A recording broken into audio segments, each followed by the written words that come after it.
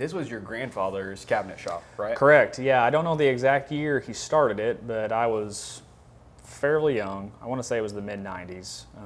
I was born in 90, so you guys can do the math on how old I am. But it was probably the mid 90s. He started the business. I think he built this shop maybe 5 years in or so, and then I kind of helped him all growing up, stuff like that. Their house is just up the hill back there. Still go up there about every day and visit my grandmother and stuff. So, yeah, that's pretty cool. That's awesome. Yeah. So, I remember hearing a little bit about your story about like this used to be your grandfather's, and then you closed it down for a while, and you reopened it up. Tell us a little bit more about that, because that grabbed my attention right away. Right. So the process was kind of he had it for I want to say 25, 30 years. I helped him all growing up. Probably into high school years, I might be helped him a little more in there. And then he passed away, I think, when I was my sophomore year in college. So I think it was maybe 2013. When he passed, the business went with him, and it kind of just sat here for a few years. And then my brother and my grandmother turned it into a dog kennel. So this was a dog kennel. Well, it doesn't look like it anymore. It doesn't smell like dogs have been in here. No. So the business name, it was Harmony Wood Designs, and I still hold that name. I modified it a little bit, but so it's Harmony Wood Designs. They named the kennel Harmony Mountain Kennels, and actually did pretty well. They total remodeled this in here. They put in, big concrete block kennels and all this stuff. Then my brother got busy with his career. My grandmother was, running it herself. And a woman of her age, it's hard to handle all those dogs and stuff. So then that kind of went away. And I think that it probably sat here for maybe a year, a little more. And throughout all this time, after college and stuff, I worked. I was a design engineer at what was Berry Global. Now it's Amcor, I think. But they just got bought yeah, out, just right? got bought for a couple bucks. Yep, A couple bucks, just a few. But I was a design engineer there for a while, and it's kind of the typical sort of story. I found myself in the last few years kind of always just watching the clock, waiting for the end of the day. And I didn't have a bad job. It was an easy job, just working on a computer, designing products, pretty cool stuff. But I just found myself like I said, watching the clock, just waiting for the days to end. And it's kind of getting a little I've always had a little bit of an itch to kind of do something on my own. And I think I started thinking like, well, what do I know how to do? What can I do? And I said, well, I know how to build cabinets, and it had been several years since I'd messed with cabinet stuff. And so I kind of floated it out to my wife, and it's like, okay, well, we'll start dabbling in it. And so I think we had just bought our house, and we needed a new vanity.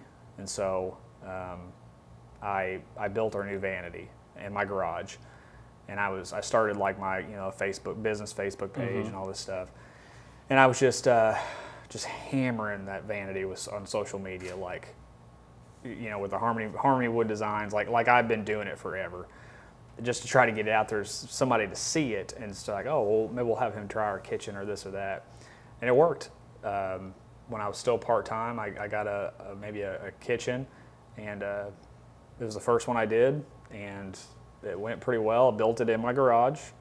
I think when I got to the finishing stage of it, where I was spraying and doing all that, I think it was dead middle of the summer, 90 plus degrees. My garage is not climate controlled, so this shop was still sitting here. So I kind of like halfway moved in here, at least those cabinets, so I could like spray them in a climate controlled.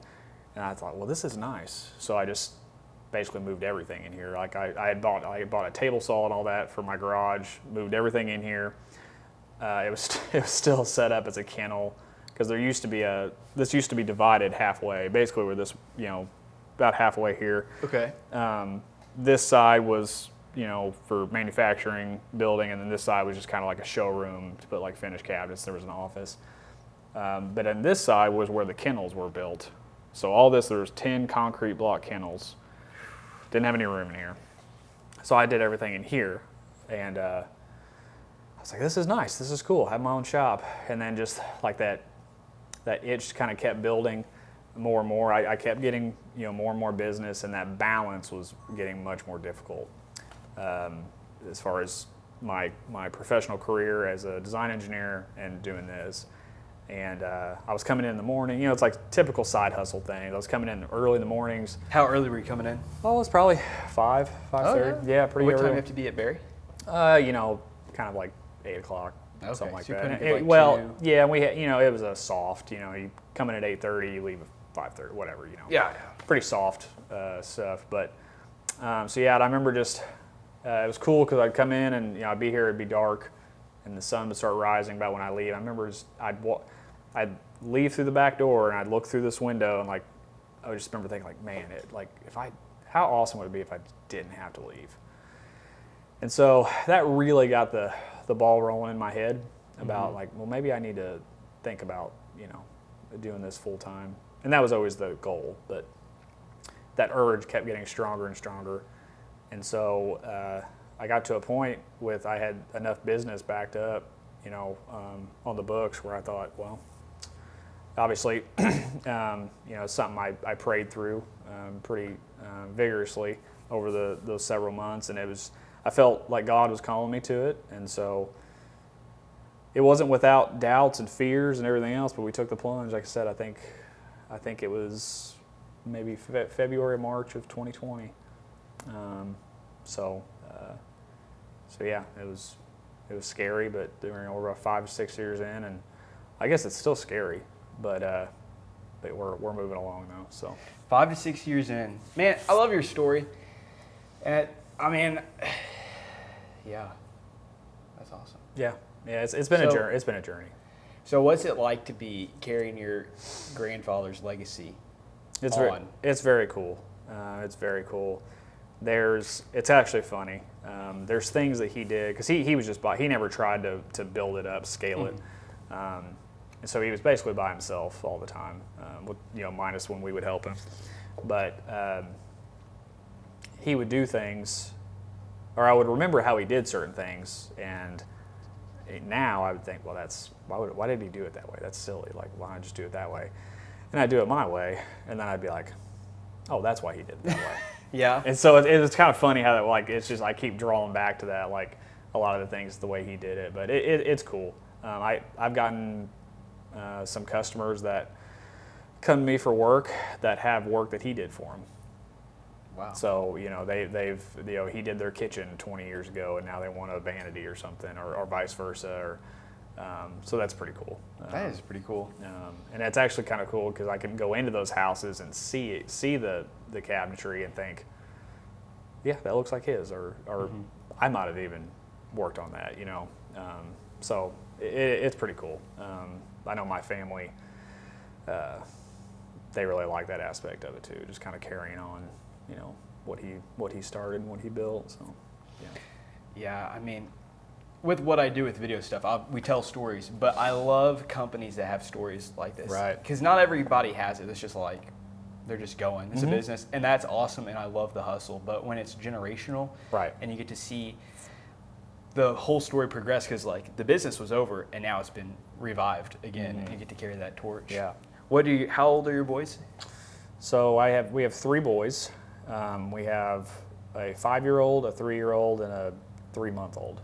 Nice. So they're a little too young to put to work just yet. Right. Yeah. I would say in a very laid back way. I would say here in a few years, our oldest could probably start just helping out and sweeping whatever around. But I think you never know what the future holds. But if we're blessed enough to keep growing and doing this thing for the next several decades, I would love to pass it on. And keep it in the family with our boys.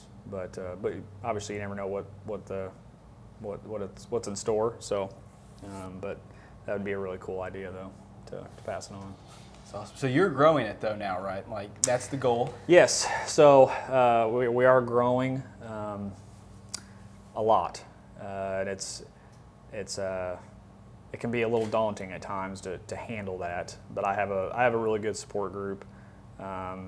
Obviously, my wife, she's been amazing, but also people outside of that, just counseling me, giving me advice, and consulting me. So we are growing, and that's the plan, is to continue to grow it. To what extent, I don't know yet. It's just something you pray over, and you just kind of you trust in the Lord to provide, to just guide you. But yeah, that is definitely the plan, is to grow it and make it something special. So. Well, I mean, it's a smaller shop, but it's sharp. It looks great, as everybody can see in camera. It's deep. It's nice, and the quality of work you guys do is phenomenal. Thank you. So phenomenal. I mean, we filmed a video in one of your kitchens. Right. That was pretty cool. You filmed the golden egg. Yeah. The kitchen is what I call it. Yeah. No, I really appreciate that. That's something that was definitely I got from my grandfather. He kind of hung his hat on quality, and obviously I don't really know if no matter what level of cabinetry you produce, I don't think there's any situation you want to have low quality. So absolutely not. but we're trying to hang our hats on definitely being the high end, very high quality build, not only product but service and everything else. So I appreciate that. But yeah, that's definitely the goal. And I like that, because some people are like, they do it to do it. Some people are like, we want to be the best to be the best. Mm-hmm. And I think being the best should be the goal for everybody. You Absolutely. should have quality. But yeah, your quality really stands out. It really stands out. Yeah, and I think we would try to do that anyway. But we have a kind of a unique sort of demographic of if you want to call it competition or just other cabinet businesses around. In this area, there's not a ton of them. Mm-hmm. As far as full custom shops that do high-end stuff, we're one of a few. So you would definitely want to try and set yourself apart and be unique in that sense. So I know there's tons of Amish shops all over the place, but they're not really close to here. Mm-hmm. And so there's a lot of and I know the Amish do good work, but there's a lot of people who don't necessarily want to, either deal with them at, that because they're not local, so that they don't want to drive up or do that. Mm-hmm. And I know communication can be different than what they're used to and stuff. So, we're local. Our communication is good. I don't want to call it normal, but it's we hang our hats on very high, good communication, building relationships with the customer, stuff like that. So I think that's part of trying to just always achieve that quality standard. Is like, we're one of a few, so yeah. we got to hold that standard so we can stand out. What's the biggest challenge of trying to hit that standard consistently? It's probably a number of things. One is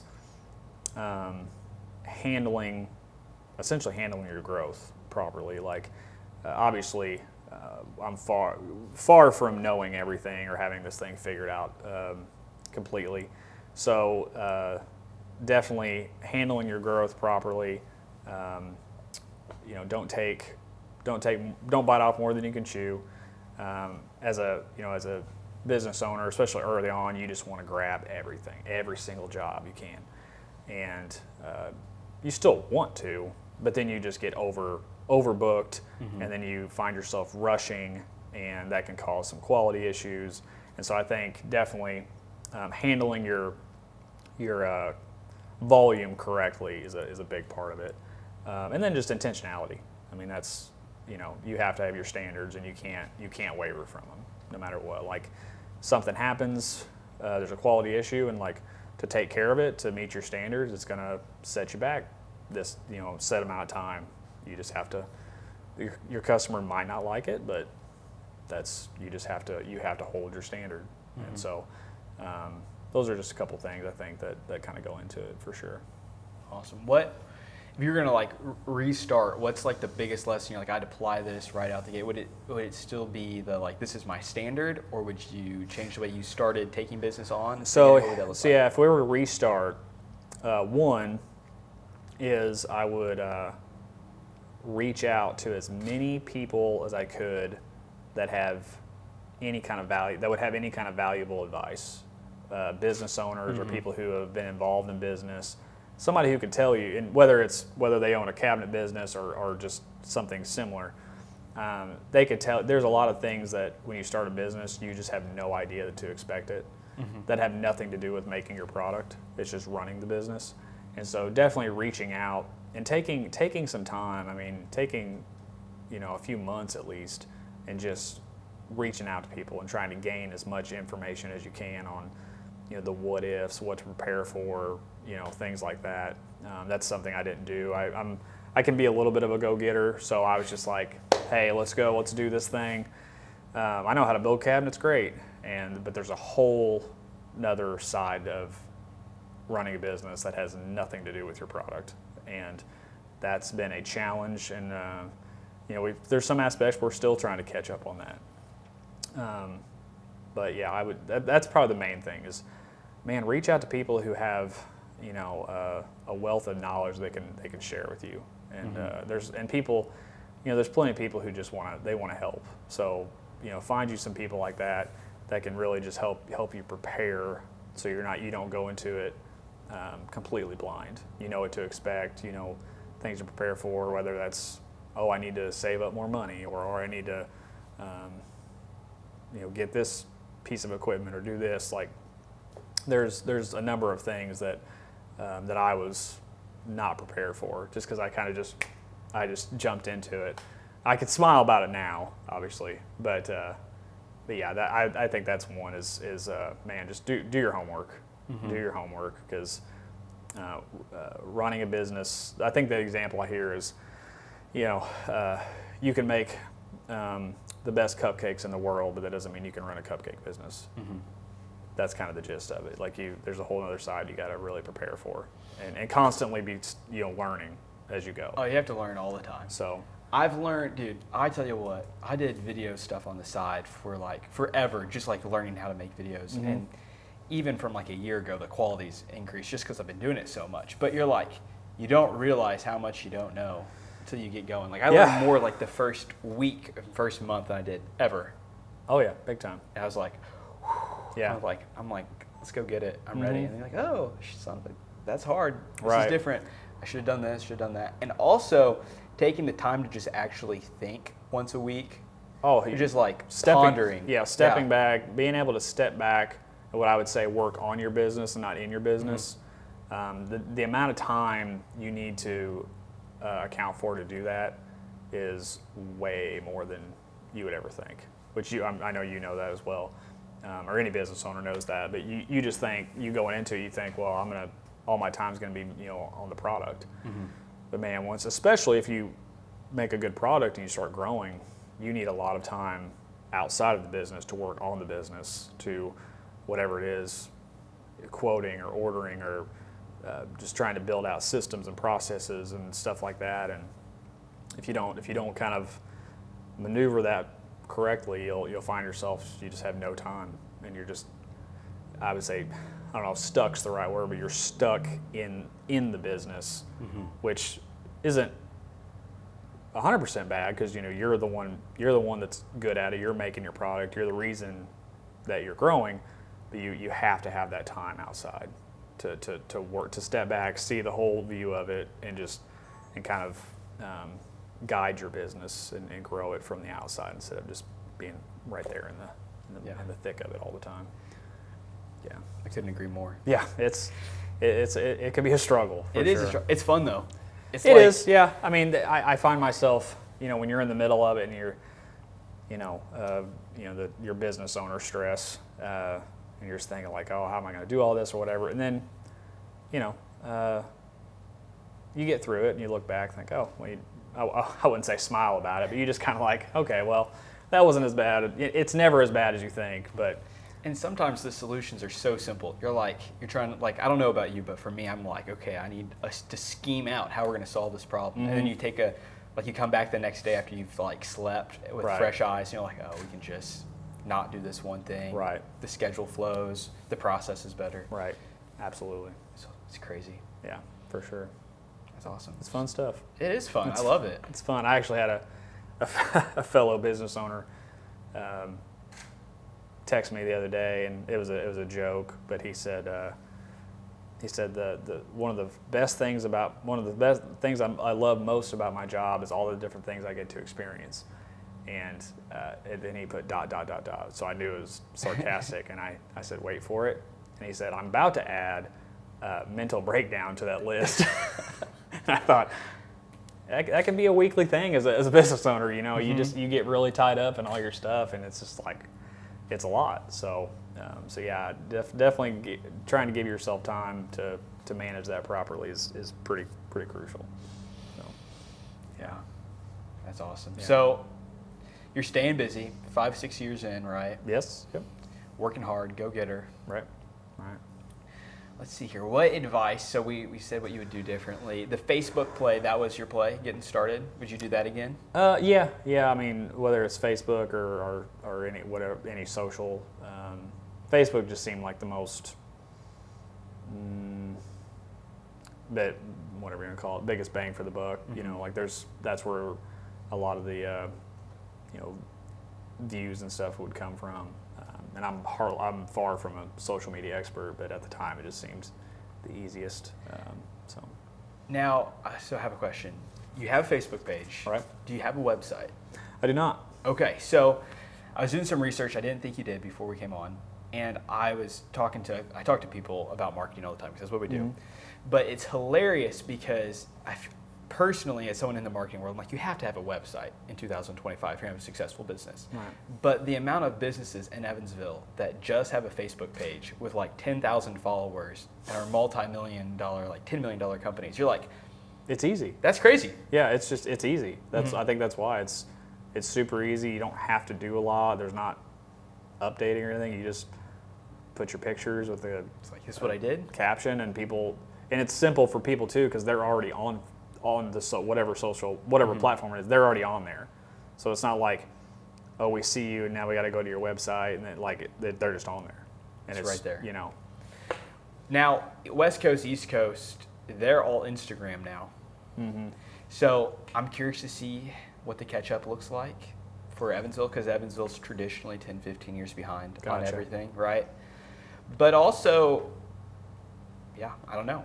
I'm just curious to see what happens. Yeah, I'm on Instagram too, and I post all the same things on there, but it's much lower interaction on there. So yeah, it seems like Facebook is the way right now for me anyway. So and sometimes I have to be a little careful because if I really put a lot out there, I get a lot of feedback, a lot of people calling, which is great. But it's that managing, managing that growth and people wanting to work with you. So it's a great problem to have. I hear that a lot, and you're absolutely right. But there are times where it's having a time to just kind of take a breath would be welcome. But I'll just keep on charging forward for now. Heck yeah. So. That's awesome. Yeah, so go check out his website. We'll put a link in the description so you guys can see all his beautiful work. Yeah, it's quite nice. Yeah.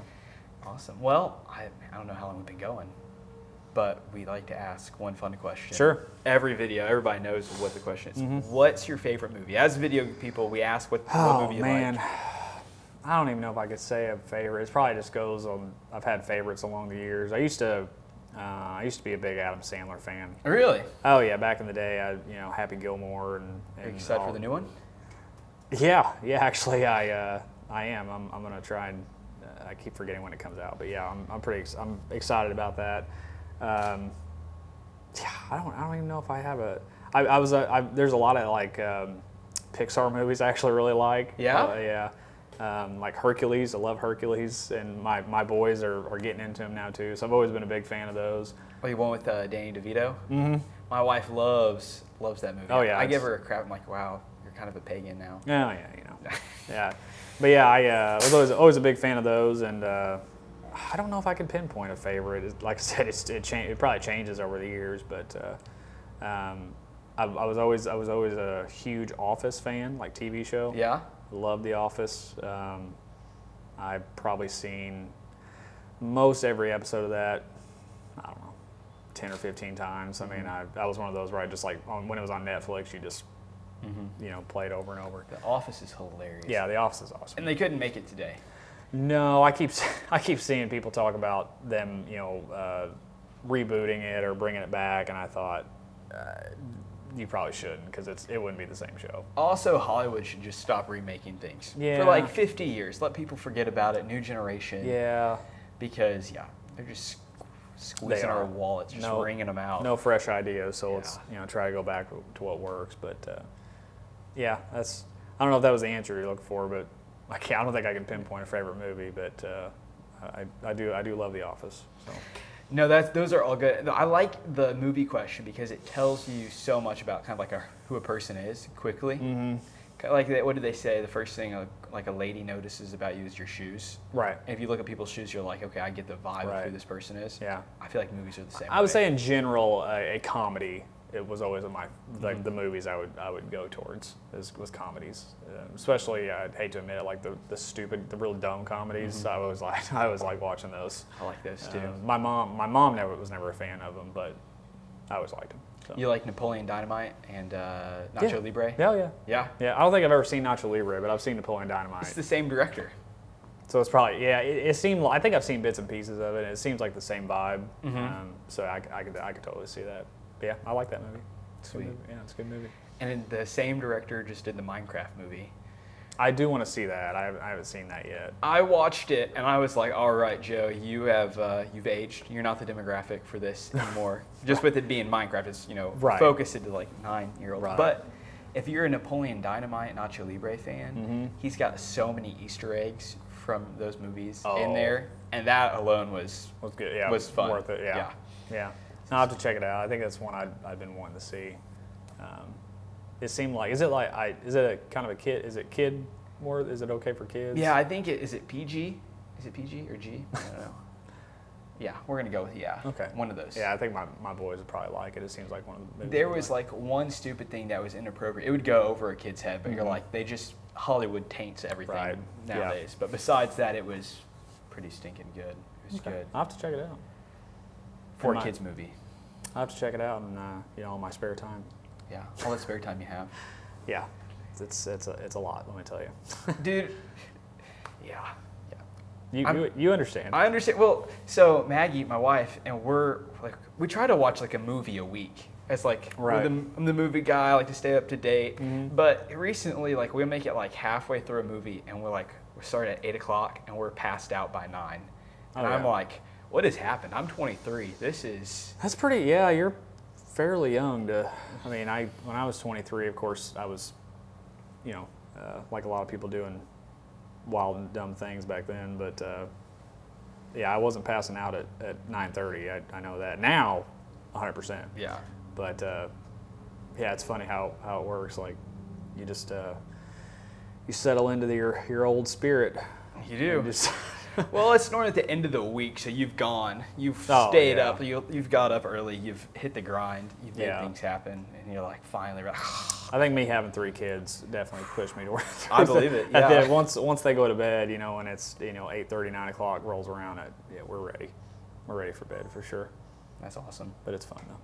You got a good family, some good boys. Appreciate it. Yeah. Okay, so last question. We're gonna close out here. What is if everyone that watches this video could support one local business in Evansville, what would that be?